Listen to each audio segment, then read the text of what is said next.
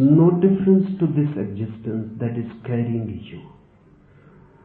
You are unnecessarily burdened. I said, drop it. The trees exist without the mind and exist more beautifully than any human being. The birds exist without the mind and exist in a more ecstatic state than any human being. Look at the children, which are still not civilized, which are still wild. They exist without the mind. And even a Jesus or a Buddha will feel jealous of their innocence. There is no need for this mind. The whole world is going on and on without it. Why you are carrying it? Just thinking that it will be too much for the God? Too much for existence?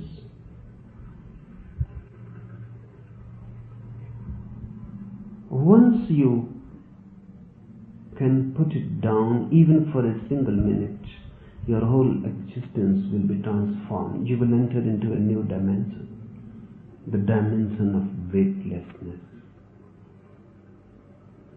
And that's what I am going to give you. Wings into the sky, into the heaven. Weightlessness gives you those wings, and roots into the earth. A groundedness, a centering.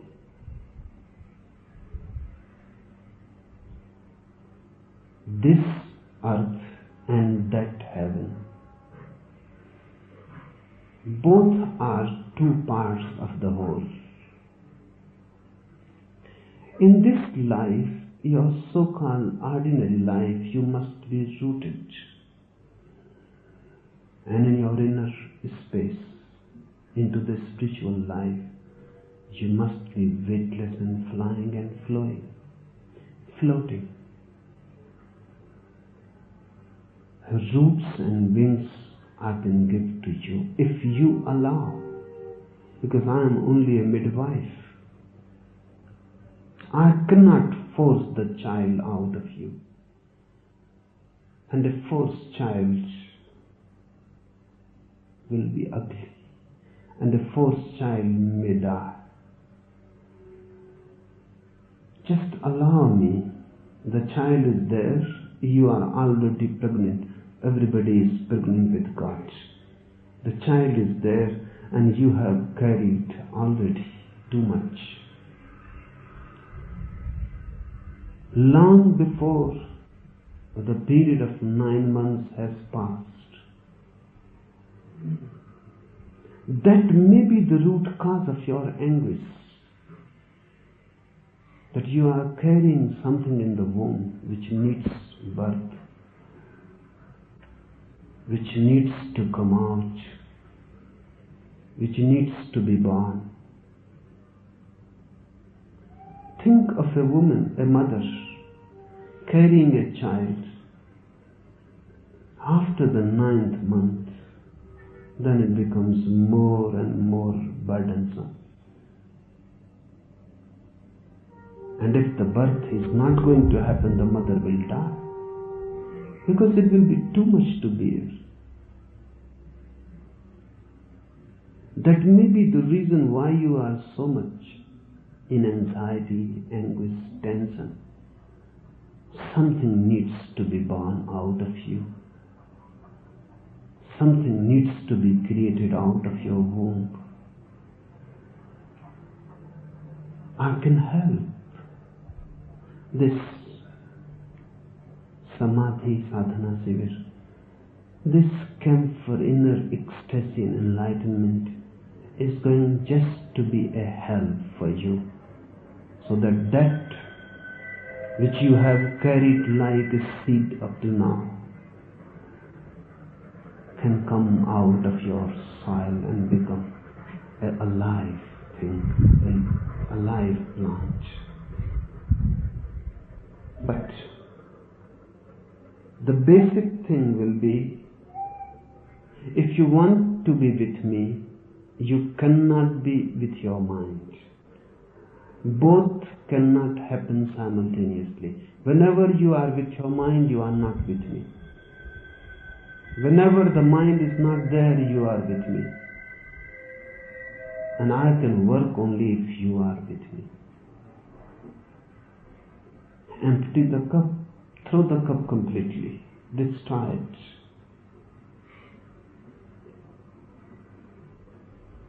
This camp is going to be in many ways different. This night, I start a completely new phase of my work. You are fortunate enough to be here because you will be witness of a new type of inner work. I must explain to you because tomorrow morning the journey starts.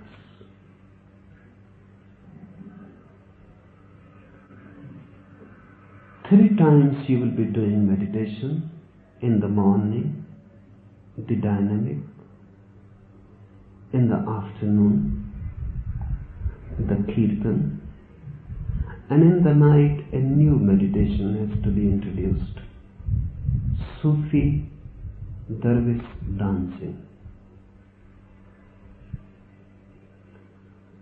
All these three meditations are fragments of one whole. The first meditation which you will be doing in the morning is related with the rising sun. It is a morning meditation. When the sleep is broken, the whole nature becomes alive. The night has gone. The darkness is no more. The sun is coming up. Everything becomes conscious and alert. So this first meditation is a meditation in which you have to be continuously alert, conscious, aware. Whatsoever you do, the first step breathing, the second step catharsis, the third step the mantra, Maha Mantra, who, but remain a witness. Don't get lost. It is easy to get lost. While you are breathing, you can forget. You can become so much one with breathing that you can forget the witness. But then you miss the point. Breathe as fast, as deep as possible. Bring your total energy to it, but still remain a witness. Observe it, what is happening, as if you are just a spectator, as if the whole thing is happening to somebody else, as if the whole thing is happening in the body and the consciousness is just centered and looking. This witnessing has to be carried in all the three steps.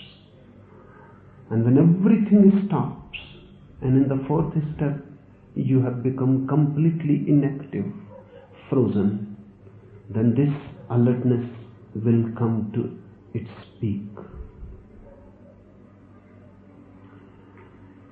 In the afternoon meditation, kirtan, dancing, singing,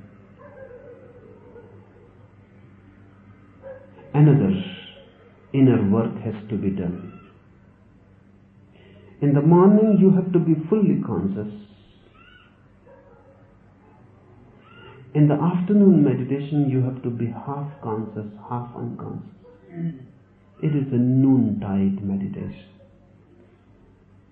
When you are alert but you feel sleepy. It is just like a man who is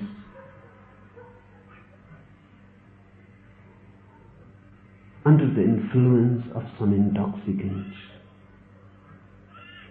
walks but cannot walk rightly, knows where he is going, but everything is dim. He is conscious and not conscious. He knows he has taken alcohol. He knows his feet are wavering, but he knows.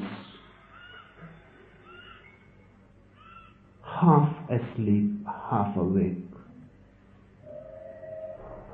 So in the afternoon meditation, remember this.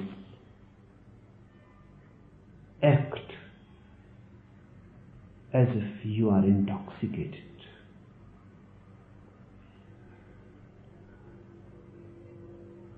Drunk, ecstatic.